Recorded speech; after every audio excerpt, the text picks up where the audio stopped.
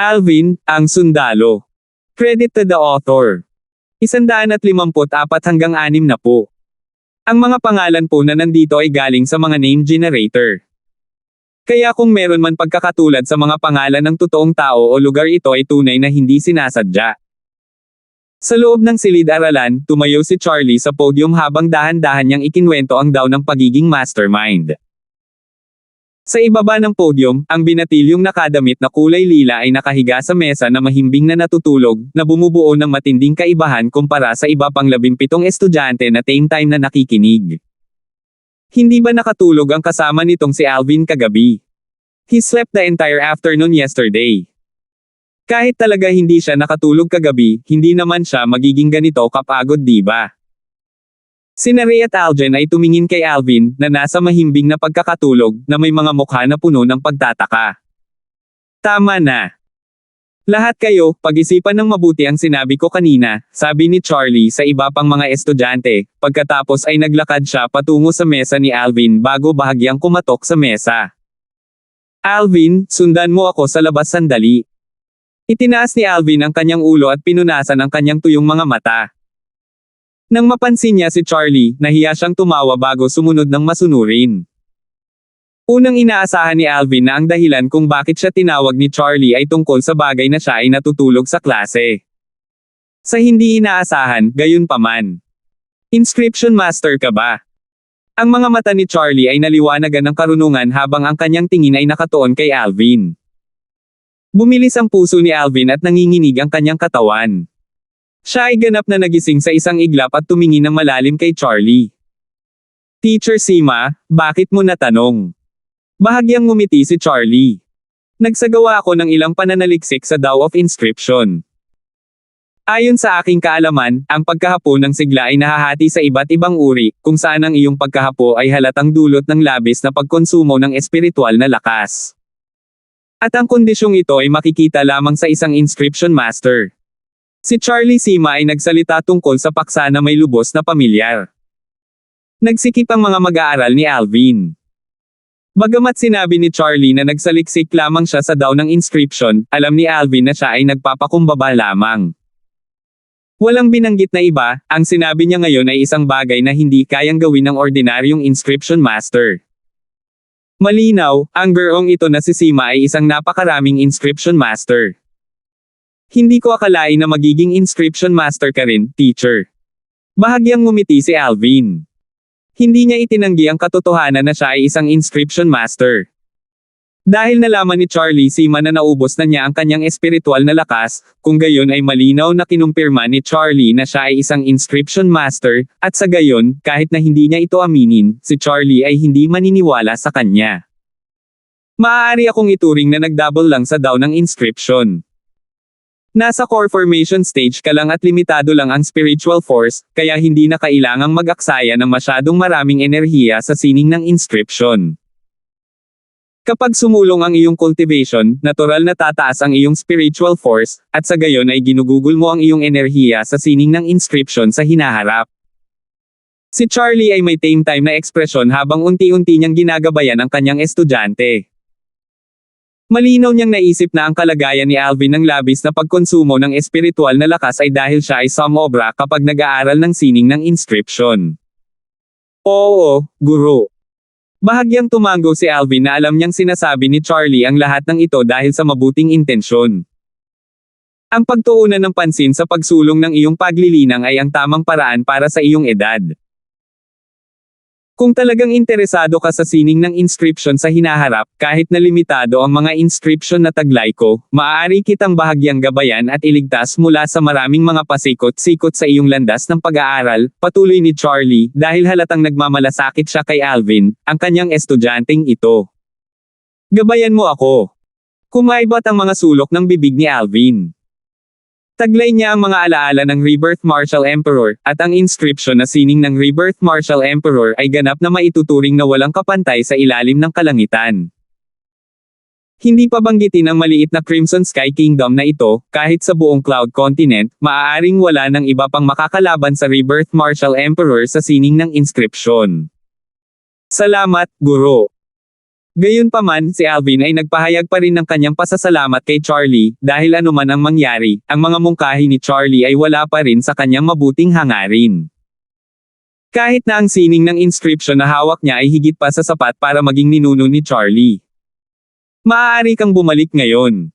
Sumunod si Alvin sa likod ni Charlie at bumalik sa silid-aralan gaya ng itinuro. Hindi nagtagal, natapos ang mga klase sa umaga. Sina Ray at Algen ay parehong dumating sa tabi ni Alvin na may mga mata na naglalabas ng kaina hinalang pakiramdam na maiintindihan ng sinumang tao. Alvin, bata ka pa. Kailangan mong gawin ang ilang bagay sa katamtaman para hindi mo mapinsala ang iyong kalusugan. FK. Anong pinag-uusapan nyo? Napatingin si Alvin sa kanilang dalawa. Paanong hindi niya alam kung ano ang pinag-uusapan ng dalawang maruruming tao? Tingnan mo, nagagalit dahil sa kahihiyan, tama. Lahat tayo ay nasa hustong gulang na. Hindi ba ang pag-iibigan sa pagitan ng mga lalaki at babae ay isang napaka-normal? Tumawa si Algen. Oo, bakit ka pa inaantok ngayon? Pinatawag ka pa ni Teacher Sima para pag-alitan. Sumangayon si Ray sa isang tango, nagsasalita sa isang makatwiran at makatwirang paraan. Wala akong oras para dito.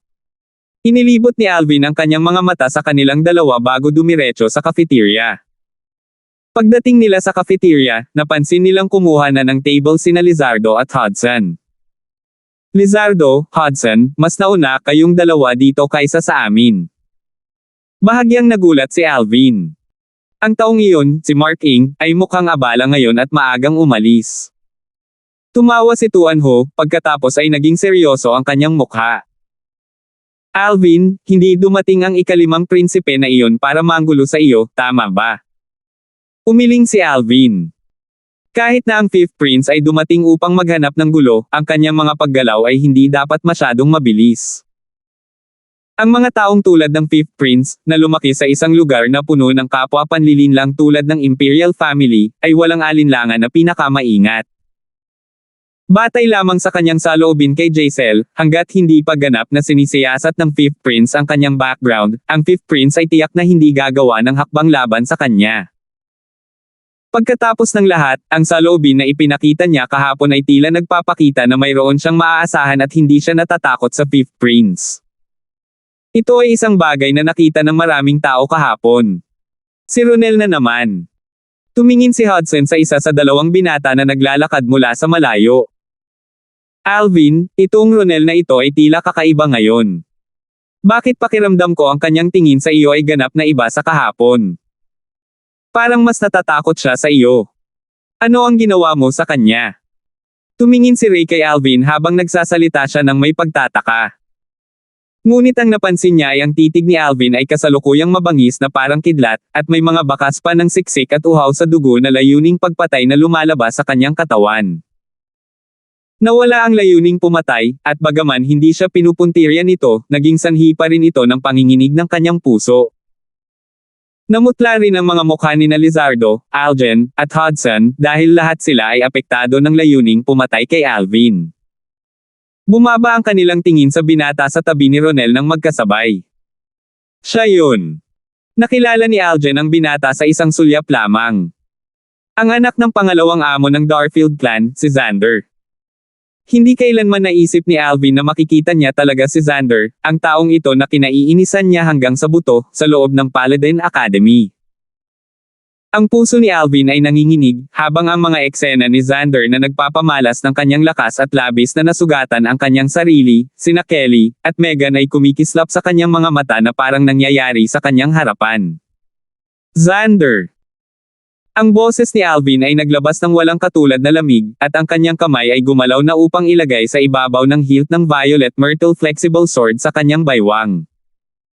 Sa sandaling ito, kailangan lang niya ng pag-iisip bago niya ilabas ang kanyang espada para patayin si Xander.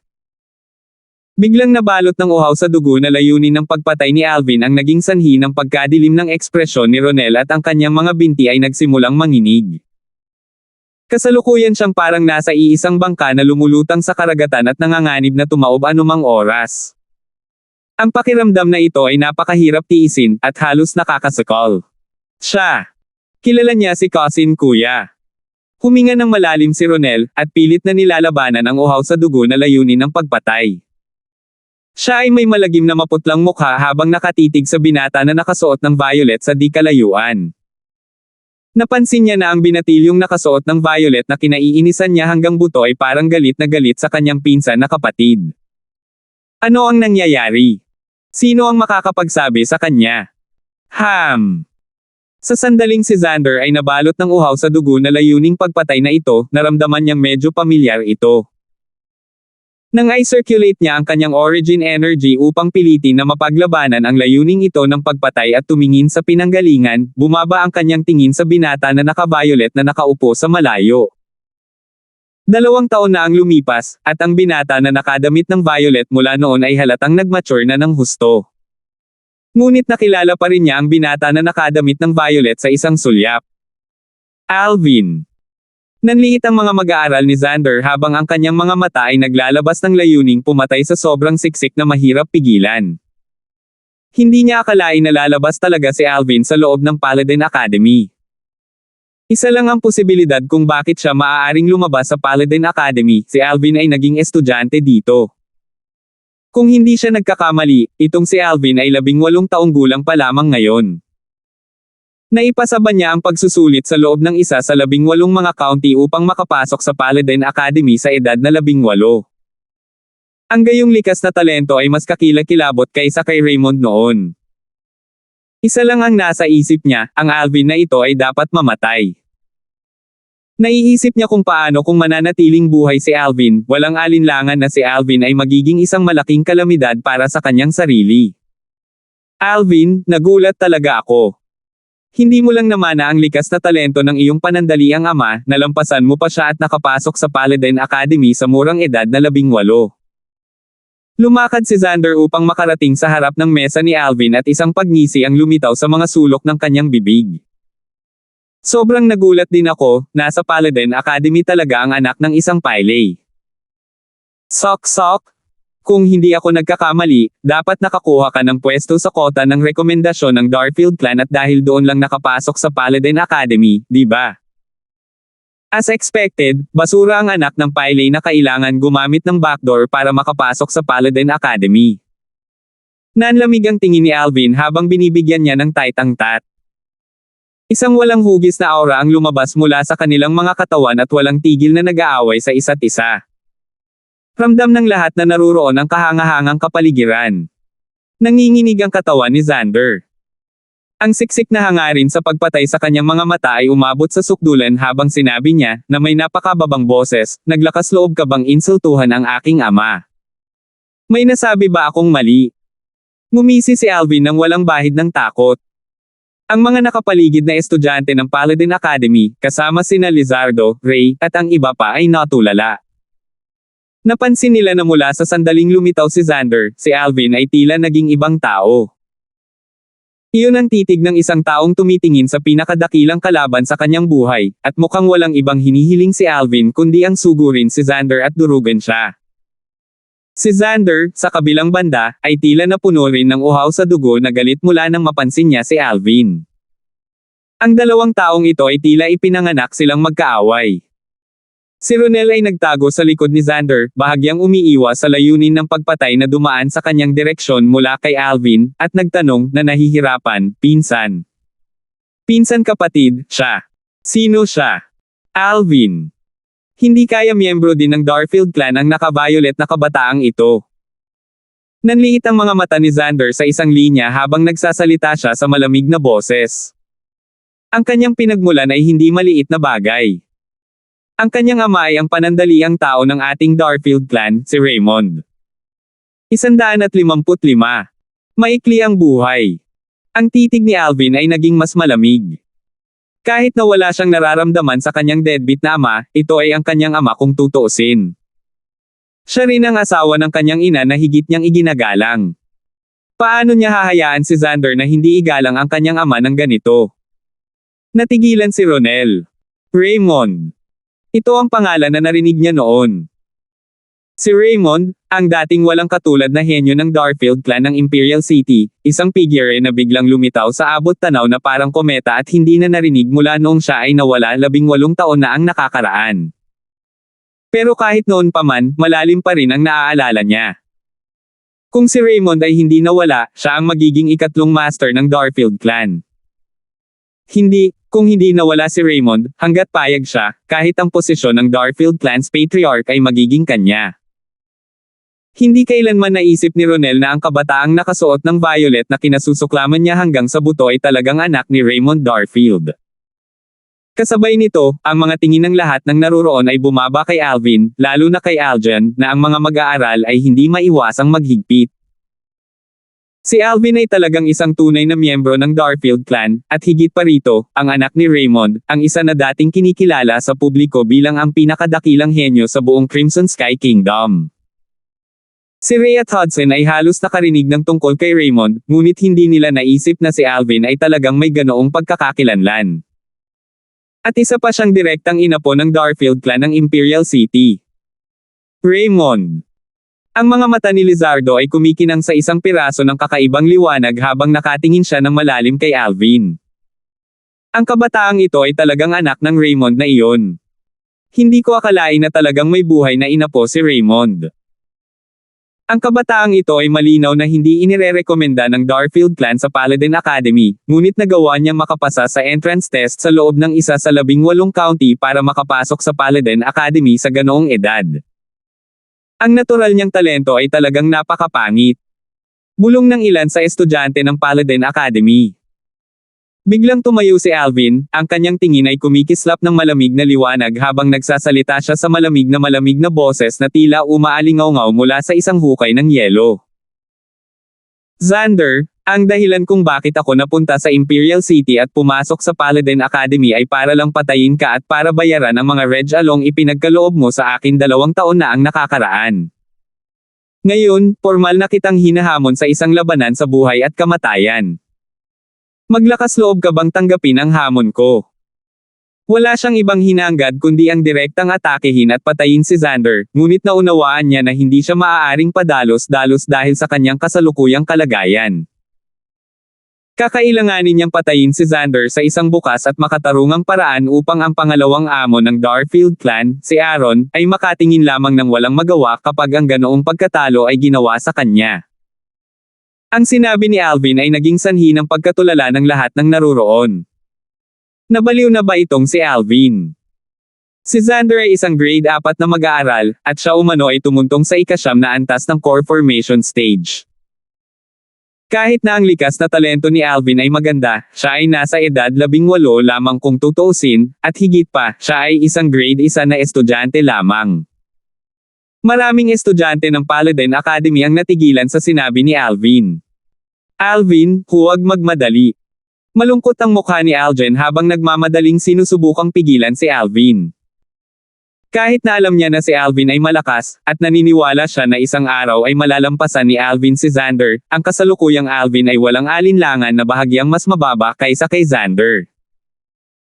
Nakita niya ang lakas ni Alvin, at bagamat hindi ito masama, mas malakas lang siya ng bahagya kaysa kay Lizardo at maaaring ituring na walang kapantay sa ika-7 antas ng core formation stage. Ngunit kung makakatagpo siya ng isang martial artist sa ika-8 antas ng core formation stage, mangangailangan ito ng matinding pagsisikap para makayanan, at si Xander ay isang pag-iral sa ika-9 na antas ng core formation stage. Nalaman ni Ray at Hudson ang antas ng cultivation ni Xander mula sa nakapaligid na talakayan, naging malungkot ang kanilang mga ekspresyon, at sumunod sila upang pigilan si Alvin. Si Lizardo lang ang tila may naintindihan at hindi sinubukang pigilan si Alvin nang mapansin niya ang malamig na liwanag na kumikislap sa mga mata ni Alvin at ang aangulo kung saan nakakunot ang mga sulok ng kanyang bibig. Ikaw.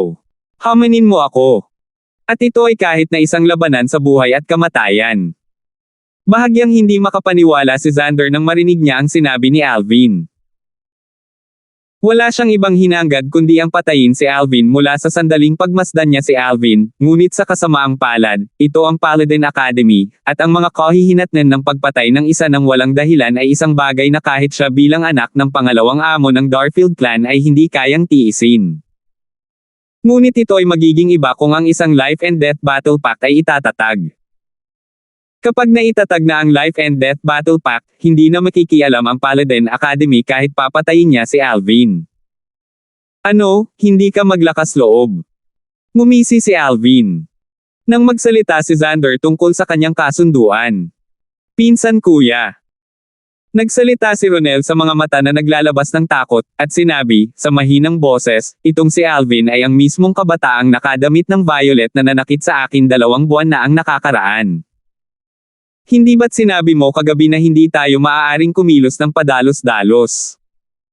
At hindi ba dapat nating imbestigahan muna ang kanyang background bago hilingin sa kanyang mga tauhan na paalisan siya? Ano? Siya ang binatilyong nakadamit ng violet na sinabi mo. Nagsikip ang mga mag-aaral ni Xander. Ang tanging dahilan kung bakit siya pumunta sa cafeteria kasama si Ronel ngayon ay para tingnan ang kaaway ng kanyang pinsan na kapatid, ngunit hindi niya akalain na ang kaaway ng kanyang pinsan na kapatid ay si Alvin. Oo.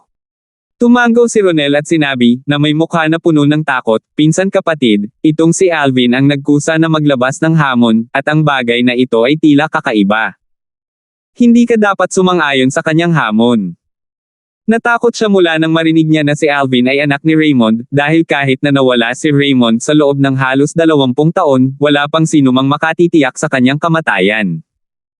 Ipinakalat pa ng ilang tao na maaaring buhay pa si Raymond. Kung talagang buhay si Raymond. Kung gayon ang Alvin na ito ay magkakaroon ng suporta na walang sinuman sa buong Crimson Sky Kingdom ang maihahambing. Humph! Ako na ang magdedesisyon. Naningkit ang mga mata ni Xander. Tatanggihan ba niya ang hamon ni Alvin? Ang sagot ay hindi.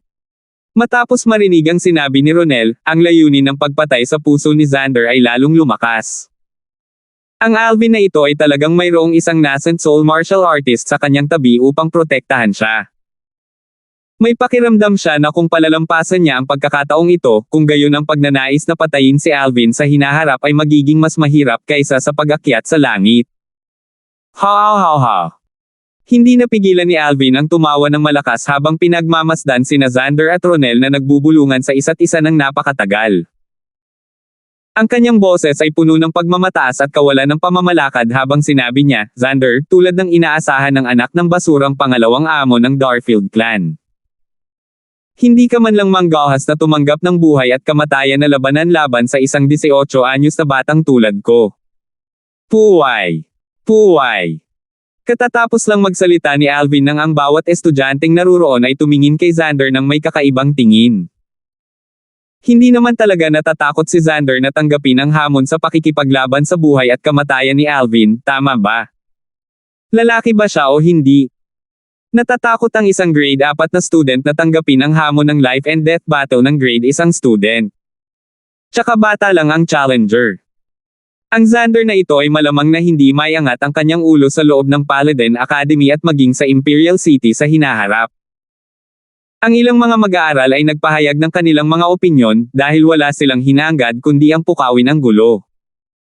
Ang mga boses na ito ay pumasok sa mga tainga ni Xander at parang mga karayom na tumutusok sa kanya. Nanlamig ang kanyang tingin habang nakatingin kay Alvin na may malamig na ekspresyon. Alvin, mas mayabang ka pa kaysa sa iyong ama noong mga nakaraang taon.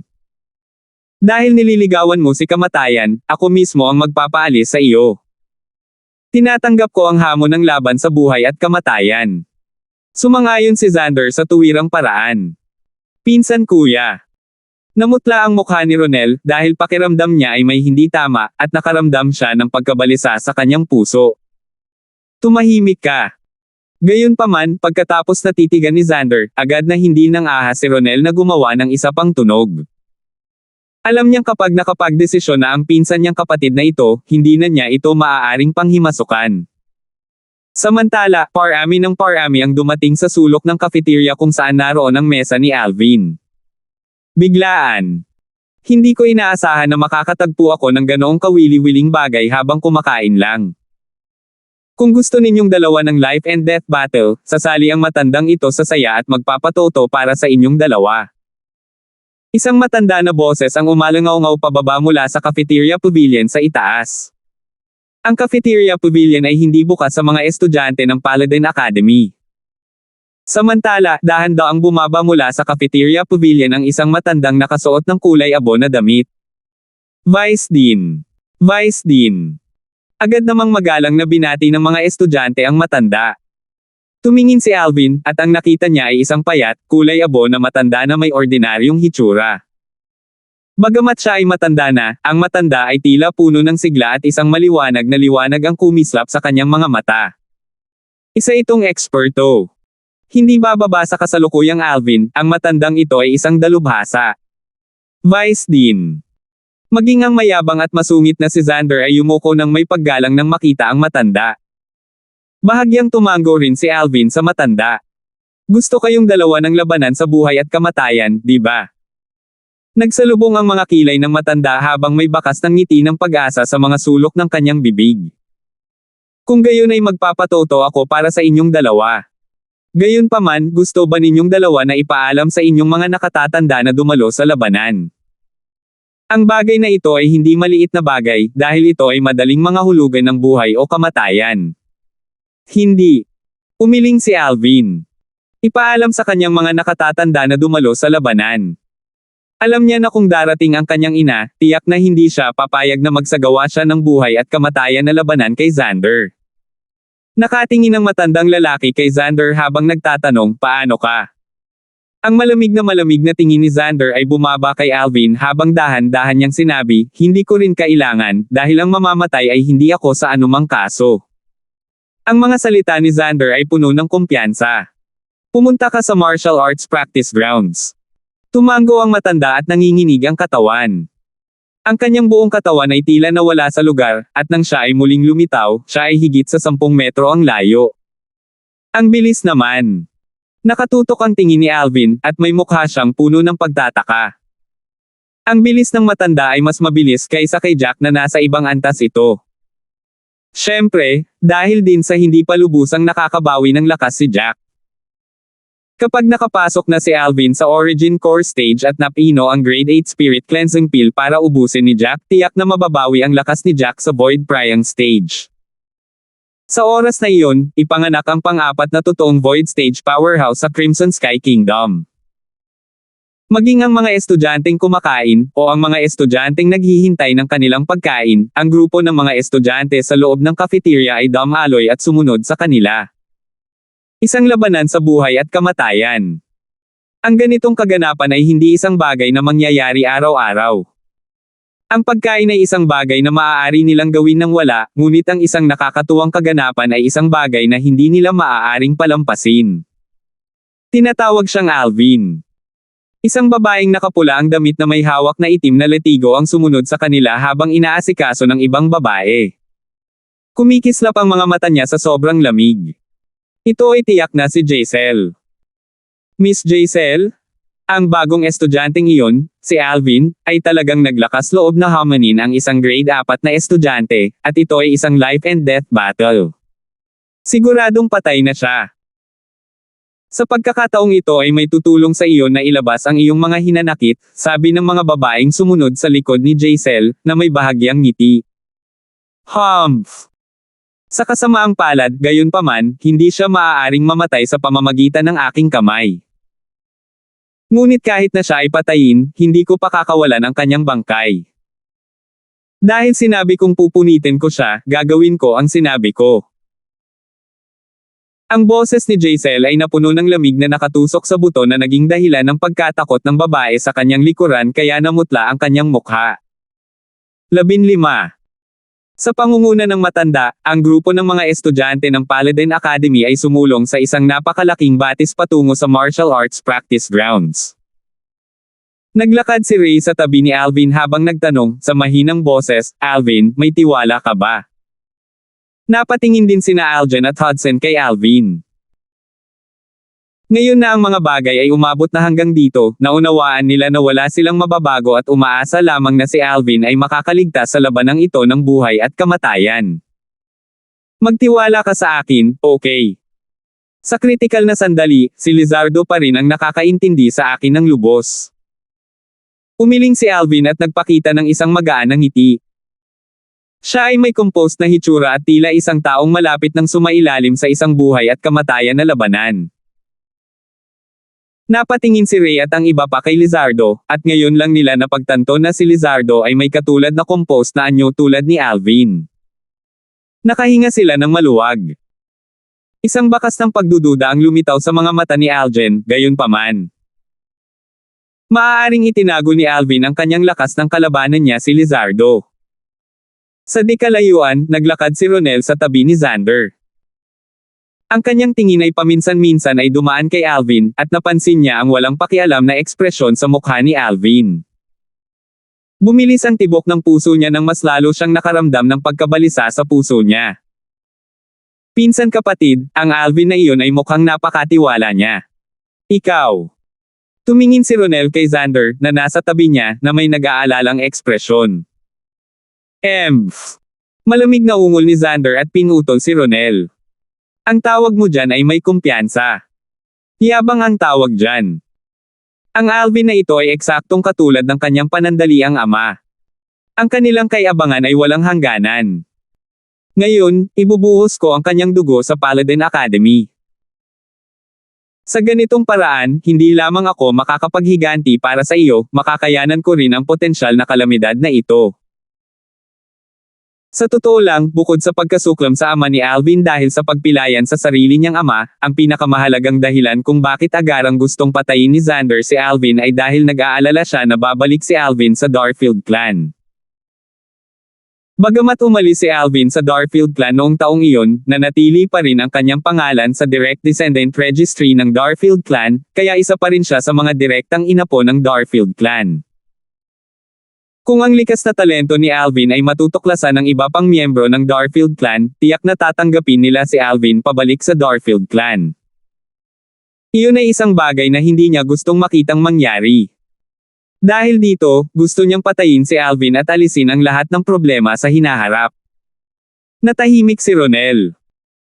Sa katunayan, gusto rin niyang patayin si Alvin dahil ang pag-atake ng daliri na ginawa ni Alvin sa kanya noon ay halos napilayan ang buong kamay niya, at naging sanhi ito na halos imposibleng gumaling. Ang malawak na martial arts practice grounds ay ganap na napapaligiran ng napakaraming hanay ng mga tao hindi nagtagal. Ang matandang may kulay abong damit ay nakatayo sa gitna ng karamihan at tumingin kina Alvin at Xander bago itinaas ang kanyang kamay at naglabas ng isang pirasong papel mula sa loob ng kanyang spatial ring. Ito ang kontrata ng buhay at kamatayan ng Paladin Academy. Kung nagkaroon ng hindi mapagkakasunduang awayan sa pagitan ng dalawang partido na hindi masusugpo hanggang sa mamatay ang isang partido, maaaring pumirma ang mga mag-aaral ng Paladin Academy ng kontrata sa buhay at kamatayan. Sa ganitong paraan, hindi na kailangang tingnan o ituloy ng Paladin Academy ang usapin ng pagkamatay ng alinmang partido. Affix your thumbprint.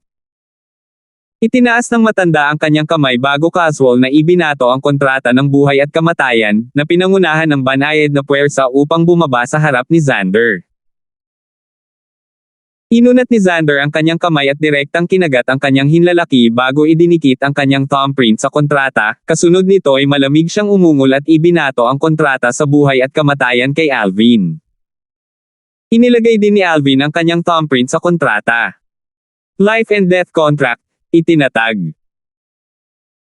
Matapos makuha ng matanda ang kontrata ng buhay at kamatayan, ang kanyang tingin ay nakatuon, at sinabi niya, sa mahinang boses, dahil ang dalawa sa inyo ay pumirma sa kontrata ng buhay at kamatayan, kung gayon ang susunod na labanan ay magiging labanan hanggang kamatayan. Maaaring umasa kayong dalawa sa mga sandata ng espiritu ngunit hindi pinahihintulutan sa paggamit ng iba pang panlabas na mapagkukunan ng lakas tulad ng mga inscription at mga katulad nito. Hindi pinapayagang gumamit ng mga inscription. Bahagyang kumislap ang tingin ni Alvin, ngunit hindi niya kailanman binalak na gumamit pa rin ng inscription. Ika-9 na antas ng core formation stage. Hindi nagulat si Alvin na si Xander ay nasa ganoong antas ng cultivation. Pinapayagan ang mga spirit weapon. Narinig kong si Xander ay nagtataglay ng grade 8 na spirit weapon na tinatawag na gold thread gloves. Hindi pwede, itong si Xander ay may grade 8 spirit weapon. Sa totoo lang, walang kakaiba dahil ang ama ni Xander ang pangalawang master ng Darfield clan. Hindi mahirap para sa kanya na makakuha ng grade 8 spirit weapon para kay Xander. Tama ka. Gayunpaman, hindi ba ito nangangahulugan na ang sitwasyon ni Alvin ay mas mapanganib? Kahit na si Xander ay walang grade 8 spirit weapon, sa tingin mo ba ay magkakaroon ng pag-asa si Alvin na mabuhay? Wala sa mga estudyanteng nagtipon-tipon upang panoorin ang palabas na maganda ang tingin kay Alvin. Grade 8 na spirit weapon. Malungkot ang mga mukha ni na Ray, Algen, at Hudson. Damat! Kung alam ko lang na ang life and death battle na ito ay mangyayari, humiram ako ng grade 8 spirit weapon sa kuya ko. Lumubog ang mukha ni Algen. Huwag kang mag-alala, ang nababaluktot na espada ni Alvin ay isang grade 8 spirit weapon din. Sa sandaling ito, nagsalita si Lizardo. Si Ray at ang iba ay hindi maiwasang magulat. Paano mo nalaman? Noong isang araw, ang aking espada ay naputol sa ilang mga butik ng kanyang espada. Ang mga sulok ng bibig ni Lizardo ay kumaibot at tila bahagyang nasakit sa loob ng ilang sandali. Sa wakas ay naliwanagan si Ray at ang iba pa. Ang espada ni Lizardo ay isang grade 9 spirit weapon, at dahil ang sword ni Alvin ay nagawang putulin ang sword ni Lizardo, kung gayon ito ay magiging grade 8 na spirit weapon ng walang pag-aalinlangan. Huminga ng malamig na hangin si Hudson habang nagtatakang sinabi, mukhang hindi niya ginamit ang buong lakas ng kanyang grade 8 spirit weapon noong isang araw. Sina Ray at Algen ay lubos na sumang-ayon, at tanging ang mga kilay lamang ni Lizardo ang tila nagkunot, hindi nagpapahiwatig ng pagsang-ayon o hindi pagsang-ayon. Noong araw na iyon, naghinala siya na hindi ginamit ni Alvin ang lakas ng kanyang espiritong sandata. Ngayon, nang si Alvin ay nagkusa na hamanin si Xander at naglabas ng napakalakas na kumpiyansa, agad niyang napagtanto na ang kanyang mga hinala ay hindi nagkamali. Tandaan ang sinabi ko, kung ang alinman sa inyo ay gagamit ng anumang pinagmumulan ng panlabas na lakas maliban sa isang sandata ng espiritu, direkta ko siyang sasalakayin at papatayin. Biglang nanlamig ang boses ng matanda na nakasuot ng kulay abo, na kilala rin bilang Vice Dean ng Paladin Academy, bago bumalik sa normal. Sinabi niya, sa malinaw na boses, magsimula. Tumabi agad ang matandang nakasuot ng kulay abo nang matapos siya. Alvin, ipapadala kita sa impyerno ngayon din at hahayaan kang sundan ang mga yapot ng iyong ama. Inilagay na ni Xander ang kanyang gold thread glove sa kanyang mga kamay, at isang malamig na ngiti ang lumitaw sa mga sulok ng kanyang mga bibig habang ang kanyang mga mata ay naglalabas ng malamig na liwanag. Lahat ba ng basura ay mahilig magsalita ng walang kaparirikon? Naningkit ang mga mata ni Alvin habang nanunuya. Nililigawan mo si kamatayan. Si Xander ay ganap na nagngangalit nang marinig niyang tinawag siya ni Alvin na basura, at ang kanyang katawan ay lumundag patungo kay Alvin na parang siya ay naging isang mabangis na tigre na mabangis na tumalon mula sa isang burol. Whoosh! Ang katawan ni Xander ay kumikislap ng may napakabilis na bilis, na para bang siya ay nag-transform sa isang bog zone ng hangin, at siya ay nakarating kaagad malapit kay Alvin. Sa itaas niya, 12 sinaunang mammoth na silhouette ang nag-condense sa anyo. Ginamit niya ang buong lakas sa sandaling ilunsad niya ang kanyang pag-atake. Bang! Ang palad ni Xander ay dumaan sa kalangitan habang ang origin energy dito ay bumubulusok bago bumagsak upang bumalot kay Alvin. Ang hampas ng palad na ito ay tila kaya nitong sugpuin ang lahat. Sa itaas ni Xander, isa pang 2 sinaunang mammoth ang lumitaw, at ito mismo ang amplification na dulot ng grade 8 spirit weapon.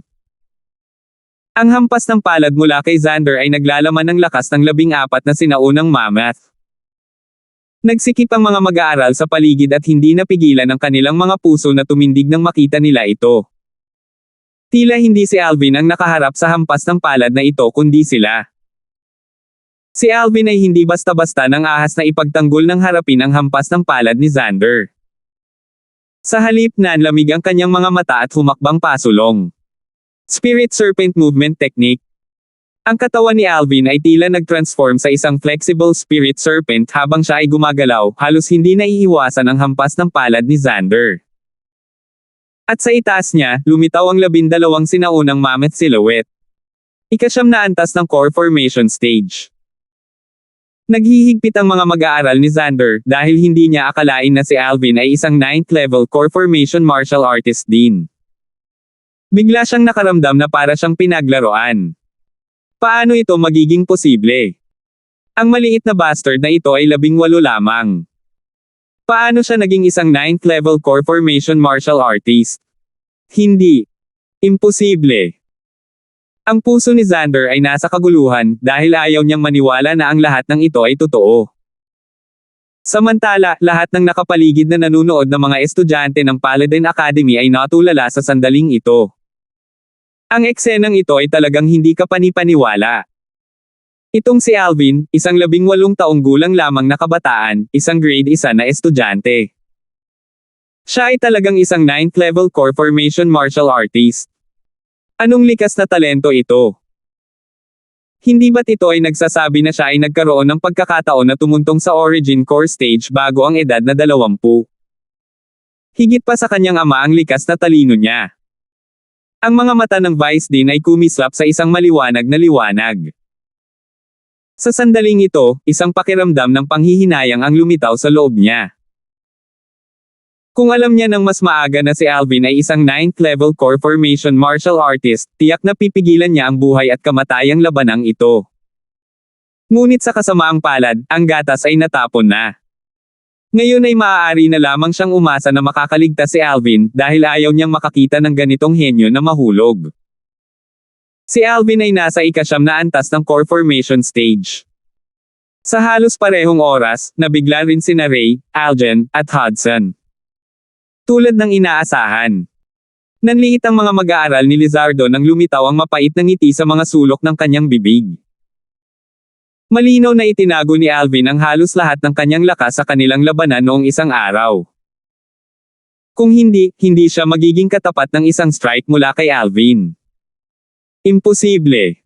Paano ito naging posible? Puno ng hindi makapaniwala ang mukha ni Jaisel nang makita ang tagpong ito. Ang kabataang ito na kinaiinisan niya hanggang sa buto ay talagang isang martial artist sa ika-9 na antas ng core formation stage. Pinsan. Ang mukha ni Ronel ay namumutla dahil bigla niyang napagtanto na ang pag-aalala sa kanyang puso ay hindi nararapat. Ang mga reaksyon ng lahat ay halos nangyari sa loob ng isang kisap mata. Sa martial arts practice ground. Kahit na ikaw ay isang 9th level core formation martial artist din, sa tingin mo kaya mong iwasan ang hampas ng palad ko ng ganito? Ang boses ni Xander ay naglabas ng walang katulad na lamig habang ang kanyang pababang hampas ng palad na katatapos lang ilag ni Alvin ay biglang lumiko upang patuloy na bumalot kay Alvin. Parang hindi ito titigil hanggat hindi nito nilipol si Alvin. Xander, ang sword strike na ito ay para kay Dan. Sa sandaling ito, biglang nagsalita si Alvin na ang katawan ay kumikislap at malapit ng maabutin ni Xander. Ang kanyang boses ay tila nagmula sa kailaliman ng impyerno dahil sa loob ng nagyayelong lamig, ang kanyang tinig ay puno ng makapigil hiningang pagpatay na layunin. Whoosh! Ang kamay ni Alvin ay kumislap sa kanyang baywang habang binunot niya ang kanyang espada. Sining sa pagguhit ng espada. Ang sword drawing arts ay nakatuon sa bilis, katumpakan, at kalupitan. Ang Violet Myrtle Flexible Sword sa kamay ni Alvin ay kumislap, at dalawa pang sinaunang mamit na silhouette ang lumitaw sa itaas niya sa isang iglap. Ang lakas sa likod ng hampas ng espada na ito ay katumbas ng hampas ng palad ni Xander, dahil pareho silang naglalaman ng lakas ng 14 na sinaunang mammoth. Ang spirit weapon ni Alvin ay isang grade 8 spirit weapon din. Ang mga tao sa paligid ay tumunog na may mga alo ng mga tandang. Sa tingin mo, ang iyong sword strike ay makakasakit sa akin. Napangisi si Xander nang makita niya ang espada ni Alvin na tila nag-transform sa isang violet na kidlat habang ito ay kumikislap patungo sa kanya, at ang kanyang kamay ay pumitik para ihampas pababa sa katawan ng Violet Myrtle Flexible Sword ni Alvin. 157.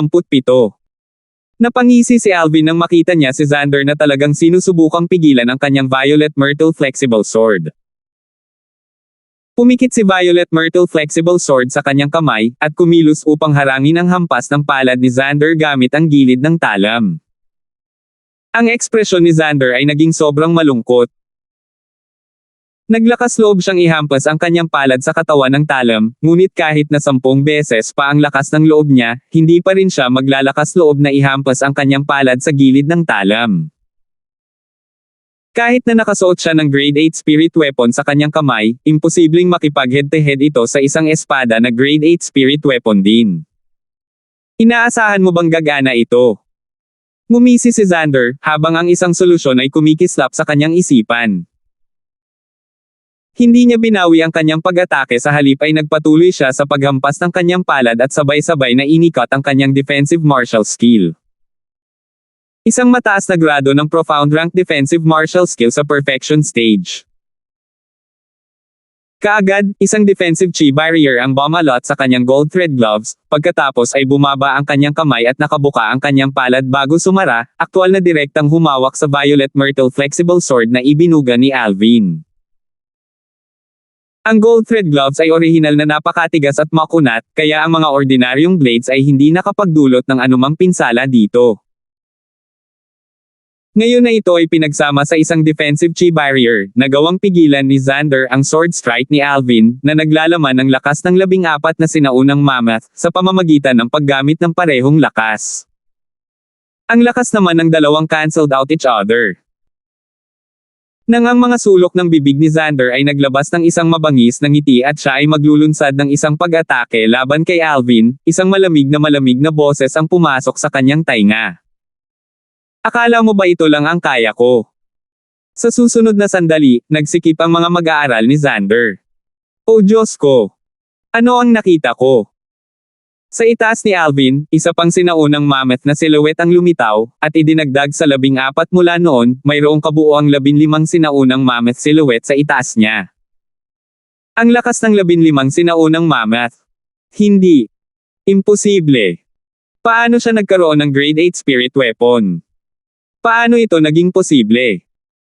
Ang mukha ni Xander ay naging malungkot at ang kanyang boses ay puno ng walang hangganang takot.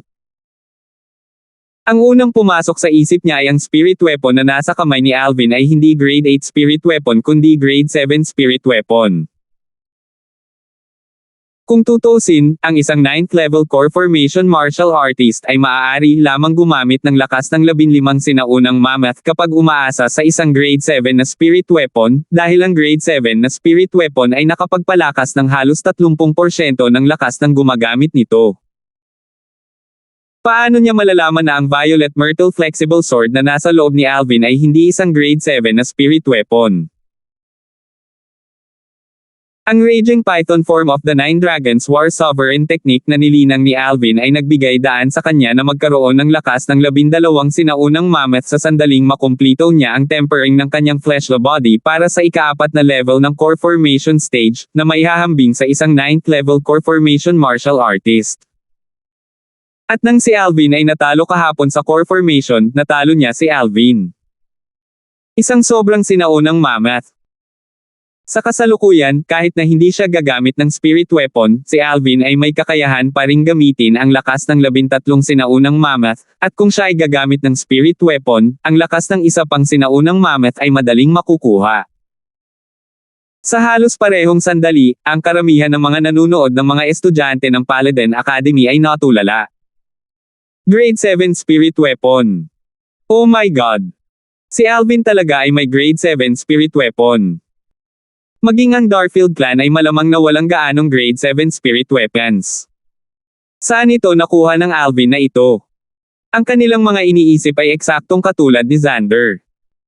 Inisip nilang lahat na si Alvin ay umaasa sa isang Grade 7 na espiritong sandata upang magamit ang lakas ng 15 sinaunang mammoth. Grade 7 Spirit Weapon. Ang mga sulok ng mga bibig ni Ray, Algen, at Hudson ay kumaibot at lumitaw ang mapait na ngiti sa kanilang mga mukha, dahil pakiramdam nilang lahat ay tinago ni Alvin ang kanyang lakas ng masyadong malalim. Maging ang mga tingin ni Lizardo ay bahagyang kumislap, habang ang bahagyang pagkabigla ay sumilay sa loob. Paano siya magkakaroon ng Grade 7 Spirit Weapon? Ang mukha ni Jaisel ay sobrang hindi magandang tingnan, at ang kanyang kamay na nakakuyong sa itim na letigo ay lalong humigpit. Pinsan. Isang pakiramdam ng kalungkutan ang lumitaw sa mukha ni Ronel habang nasaksihan niya ang eksenang ito. Sa martial arts practice ground. Nanginginig ang katawan ni Xander na para bang may naisip siyang kakilakilabot na bagay. Nanliit ang kanyang mga pupil habang ang kanyang tingin ay bumaba sa violet myrtle flexible sword na nakahawak sa kanang kamay ni Alvin. Ang kanyang puso ay nanginig at agad na napuno ng pangamba habang siya ay kumilos upang bawiin ang kanyang kamay. Paano malalaman ni Alvin ang iniisip ni Xander nang makita niya ang ekspresyon ni Xander? Ngumisi si Alvin, at ang violet myrtle flexible sword sa kanyang kamay ay kumislap habang sinasabi niya, "Ano? Nanghihinayang na hinawakan ang aking espada." Whoosh! Ang lakas ng 15 sinaunang mammoth ay ganap na pinigilan ang lakas ng 14 na sinaunang mammoth. At ang defensive chi barrier ni Xander ay nabasag ng bumagsak. Sa halos parehong sandali, isang matinis na sigaw ang umalangaw-ngaw mula kay Xander, habang ang kanyang palad ay nahati sa dalawa. Ang kalahati ng palad niya ay bumagsak sa lupa, na nabasa ng dugo sa lupa. Nanginig ang katawan ni Xander, at nang muli siyang tumingin kay Alvin, ang kanyang mga mata ay napuno ng walang hangganang pangamba. Ang sword strike na iyon ay para kay Dan. Malamang naaalala mo pa si Dan, tama? Ang little fatty na iyon ang gumamit ng kanyang katawan para tulungan akong ipagtanggol ang iyong palad at iniligtas ang buhay ko 2 taon na ang nakakaraan. Ang malamig na tingin ni Alvin ay bumaba kay Xander. Sa araw na iyon, kung hindi dahil tinulungan siya ni Little Fatty Dan na ipagtanggol laban sa hampas ng palad na iyon, napatay na sana siya ni Xander, at imposible para sa kanya na nakatayo pa rin siya rito. Minsan siyang nangako na tiyak na maghihiganti siya para kay Dan. Whoosh! Ang katawan ni Alvin ay kumikislap na parang nag-transform sa isang espiritong ahas at nilapitan si Xander, pagkatapos ay iniwagayway niya ang kanyang espada upang hampasin muli. Paanong si Xander, na nawala ang kanyang espiritong sandata at nasugatan, ay nakaiwas sa napakabilis na sword strike mula kay Alvin. Kaagad, nagpalabas si Xander ng isa pang matinis na sigaw. Ang kanyang binti ay pilit na hiniwa ni Alvin, at ang kanyang buong katawan ay bumagsak sa lupa dahil ito ay nawalan ng suporta. Marahas na nanginginig ang kanyang katawan habang nagpupumigla sa mga mata na puno ng kawalan ng pag-asa. Sa sandaling ito, lubos niyang hinihiling na sana ay panaginip na lang ang eksenang nasa harapan niya. Ngunit sa kasamaang palad, ang matinding sakit na walang humpay na naramdaman niya ang nagbigay daan upang mapagtanto niya na hindi ito panaginip, kundi katotohanan. Para kay Kelly ang sword strike na iyon. Naaalala mo pa si Kelly, di ba? Iyong batang babae na nasugatan mo pagkatapos niyang ihampas ang kanyang espada sa iyo noong sinubukan mong patayin ako. Dahan daw ang naglakad si Alvin patungo kay Xander, at sa loob ng kanyang boses ay isang nakamamanghang lamig. Nag-flash sa harap niya ang mga eksena kanina. Sa pagkakataong iyon, muntik na siyang patayin ni Xander. Pinanood ng matandang nakaabo na damit, ang Vice Dean ng Paladin Academy, ang madugong eksenang ito ngunit walang balak na makialam. Ang isang buhay at kamatayan na labanan na itinataguyod ng isang kontrata ng buhay at kamatayan ay matatapos lamang kapag ang isang partido ay patay. Bilang saksi ng labanan, kailangan niyang isagawa ang kanyang ipinang-aral. Bukod dito, malinaw niyang narinig at naunawaan na minsang sinubukan ni Xander na patayin si Alvin, at sa wakas ay naunawaan niya kung bakit kamumuhian ni Alvin si Xander ng ganoong kalaki. Kaya pala nagkaroon ng awayan to the point of life and death between the two of them. Kaya itong sina Alvin at Xander ay matagal nang bumuo ng hindi mapagkakasunduang awayan. Hindi katakatakang sila ay magpupunta sa isa't isa hanggang sa kamatayan sa sandaling sila ay magkita. Pareho silang direktang inapo ng Darfield clan, ngunit ang pagkakaiba sa pagitan ng dalawa ay napakalaki. Si Alvin ay 18 pa lamang, samantalang si Xander ay tila 23 taong gulang na ngayong taon. Natalo ni Alvin ang isang direktang inapo ng kanyang angkan na mas matanda sa kanya ng 5 taon, at ang kanyang likas na talento ay maaaring ituring na makalangit. Gaya ng inaasahan sa anak ni Raymond. Ang Xander na ito ay hindi kayang itapon sa harap niya. Sa sandaling ito, wala ni isang estudyante ng Paladin Academy ang naawa kay Xander. Isang ngiti ang lumitaw sa mga mukha ni Ray at ng iba pa. Nanalo si Alvin. Ang katawan ni Ronel ay nanginginig ng husto at ang kanyang mukha ay namutla habang pinagmamasdan ang eksena sa kanyang harapan. Alvin, tiyak na papatayin kita. Sinulyapan ni Jaisel ang binata na nakadamit ng violet sa di kalayuan na may malamig na tingin bago tumalikod at umalis. Sa martial arts practice ground. Sa sobrang kahirapan, ginamit ni Xander ang kanyang origin energy para pigilan ang dugong umaagos mula sa kanyang mga sugat. Walang bakas ng pamumula sa kanyang mukha. Ito ay ganap na mapatla. Habang nakatingin siya kay Alvin, na naglalakad na may dagwang flexible sword sa kanyang kamay, ang katawan ni Xander ay nanginginig at ang takot at kawalan ng pag-asa ay lumitaw sa kanyang mukha. Alvin, hindi mo ako mapapatay. Ako ang iyong kapatid na angkan, pareho tayong direktang inapo ng Darfield clan. Hindi mo ako mapapatay. Sandaling natigilan si Alvin. Nang marinig niya ang sinabi ni Xander, humagalpak siya ng tawa. Clan kuya. Isang mapanuksong ngiti ang lumitaw sa mukha ni Alvin. 2 taon na ang nakararaan, noong sinubukan mo akong patayin sa Fresh Breeze Town Lysander family, naisip mo ba na ako ang iyong kapatid sa angkan? Paano kung ngayon lang, noong gusto mo akong patayin, naisip mo ba na ako ang iyong kapatid na angkan?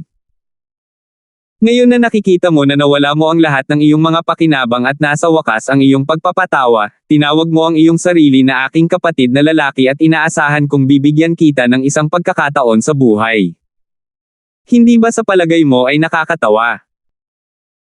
Ang Violet Myrtle Flexible Sword na nasa kamay ni Alvin ay tumutulo pa rin ng dugo sa lupa, at kahit saan ito dumaan, nabasa ng dugo ang buong lupa.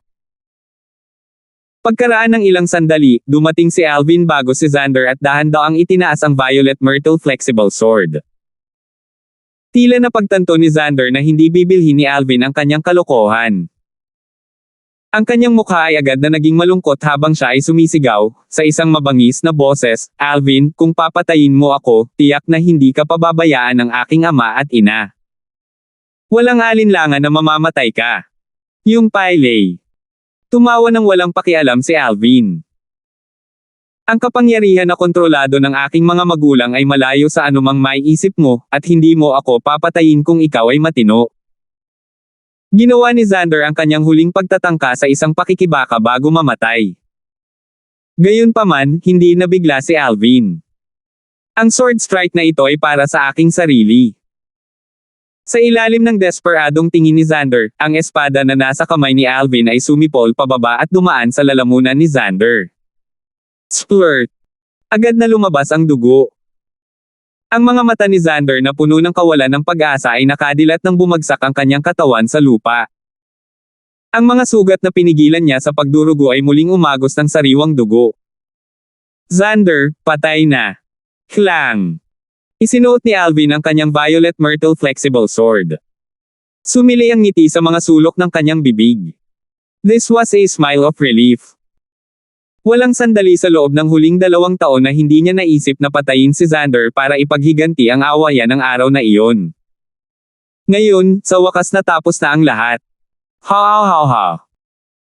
Hindi napigilan ni Alvin ang tumawa dahil nakaramdam siya ng labis na kasiyahan sa kanyang puso, at ang tunog ng kanyang pagtawa ay umalingaw-ngaw sa buong tahimik na martial arts practice ground.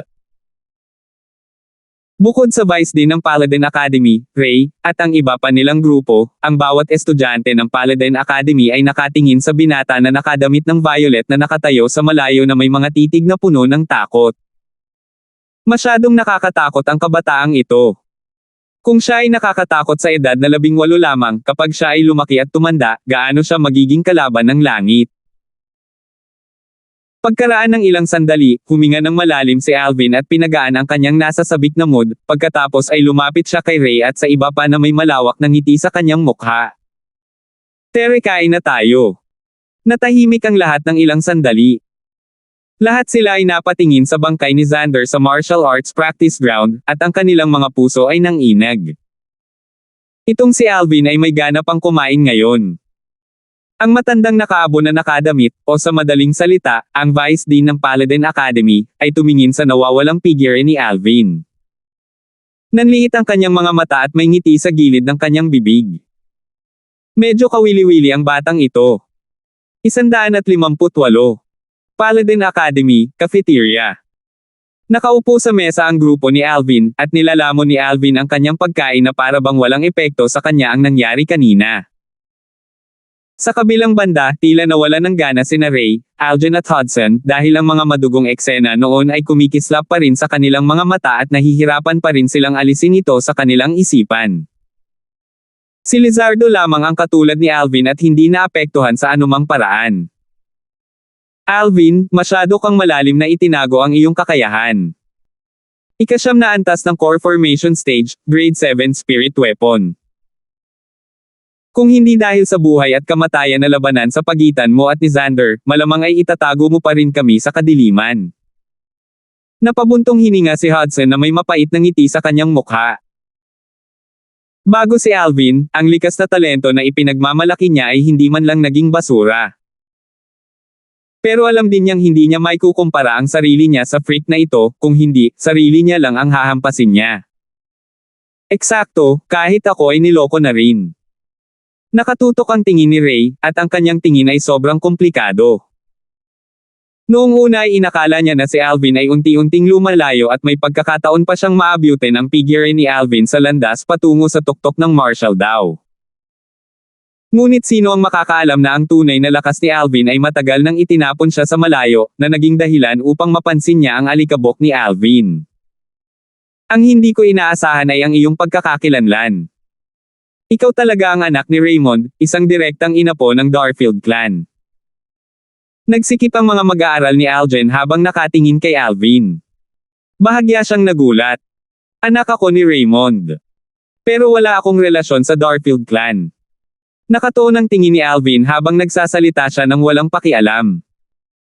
Siya ay labis na hinamak ang Darfield clan at ayaw aminin na siya ay miyembro ng Darfield clan. Saglit na natigilan si Algen, pagkatapos ay tumingin siya ng malalim kay Alvin at hindi na nagsalita pa. Naunawaan niya na si Alvin ay walang magandang impresyon sa Darfield clan. Kasabay ng pag-e-enjoy ni Alvin sa kanyang pagkain, dinala ni Ronel ang durog na katawan ni Xander at bumalik sa Darfield clan estate. Sa malawak na patio, nagsinungaling doon si Xander. Ang dugo sa loob ng kanyang katawan ay matagal nang natuyo. Xander! Ang mga panginginig ay tumakbo sa lupa habang ang isang 300+ pound na may asawang babae ay sumugod. Tumulo ang mga luha mula sa kanyang maliliit at pulang mata, at ayaw niyang maniwala na ito ay totoo. Isang figure ang gumalaw na parang kidlat mula sa labas ng patio. Habang mabilis siyang naglalakad papasok, parang sumasabog na kulog ang boses niya. Anak!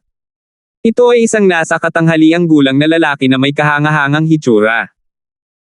Malinaw na siya ay isang taong humawak ng mataas na posisyon sa mahabang panahon. Dumating siya sa harap ng bangkay sa loob ng looban, at ang kanyang mga mata ay namumula rin. Ang matinding puot ay namumuo sa kanyang puso sa sandaling ito. Kahit sino pa yan, siguradong susunugin ko ang mga buto mo at ikakalat ko ang abo mo dahil sa pagpatay sa anak ko. Ang boses ni Aaron ay puno ng kawalang awa. Ikalawang kapatid, narinig ko na si Xander.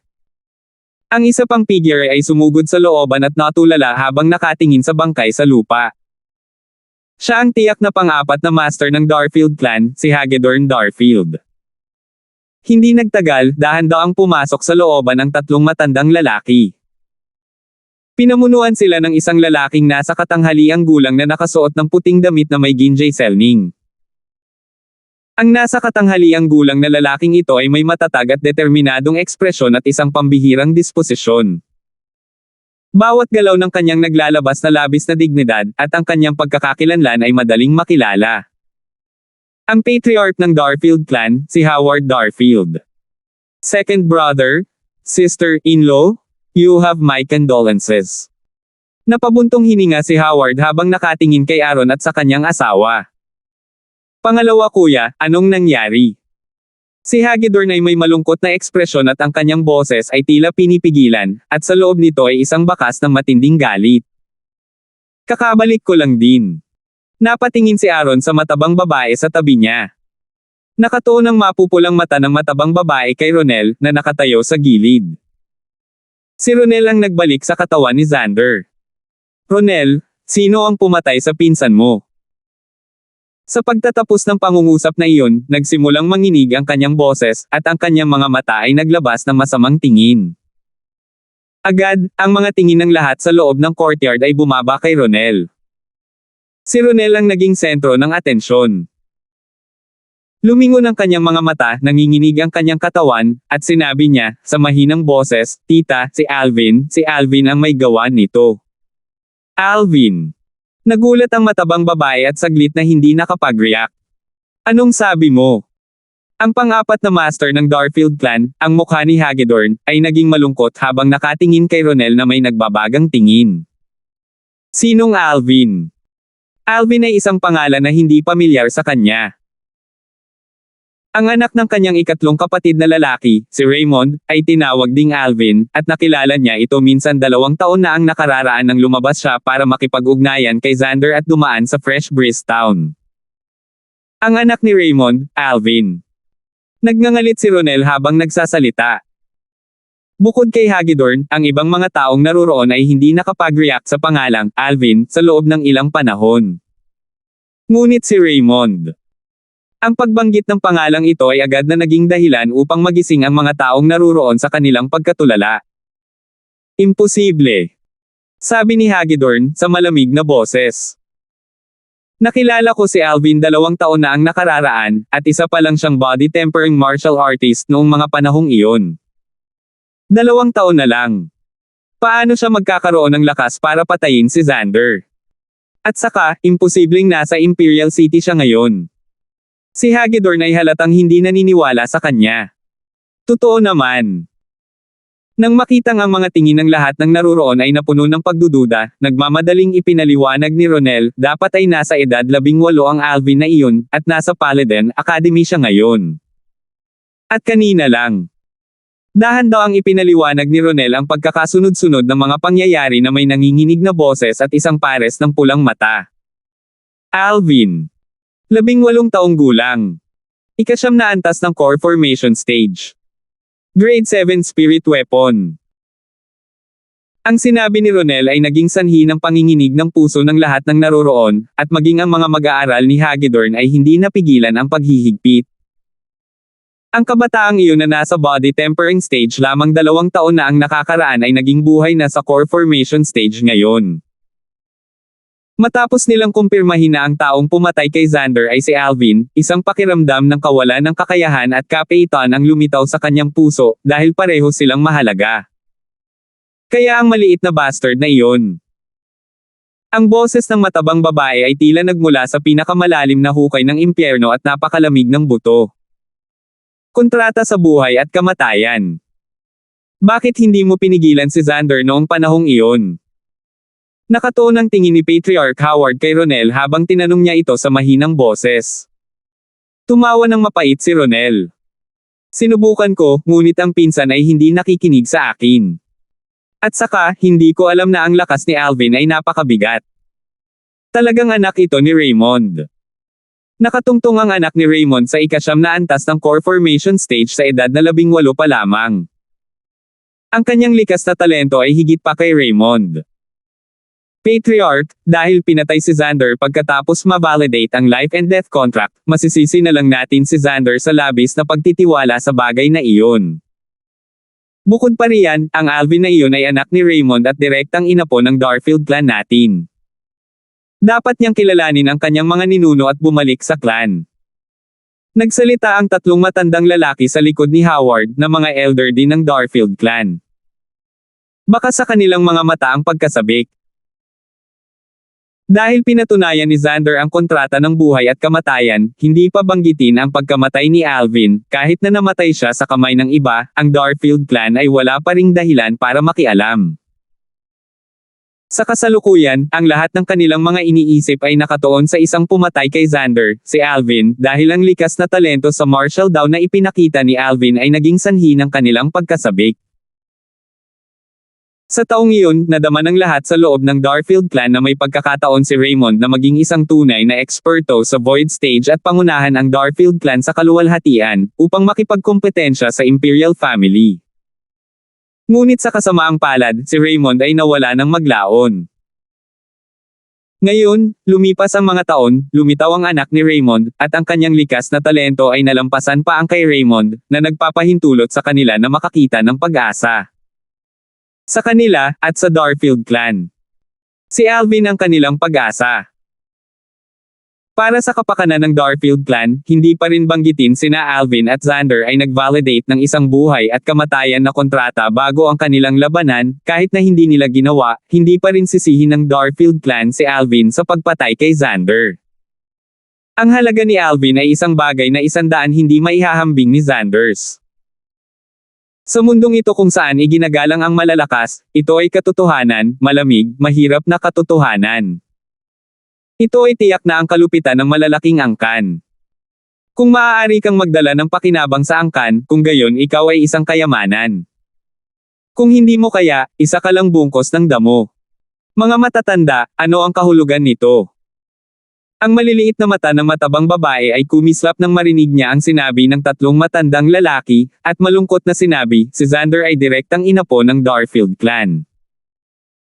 Kahit na siya ay pabaya at nag-validate ng isang kontrata sa buhay at kamatayan, hindi siya dapat pinatay ng munting bastard na iyon.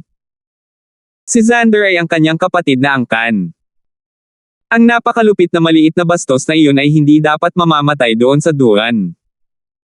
Kung ang angkan ay ayaw makialam sa bagay na ito, ako, si Pamela, ang magdadala ng mga bagay sa sarili kong mga kamay.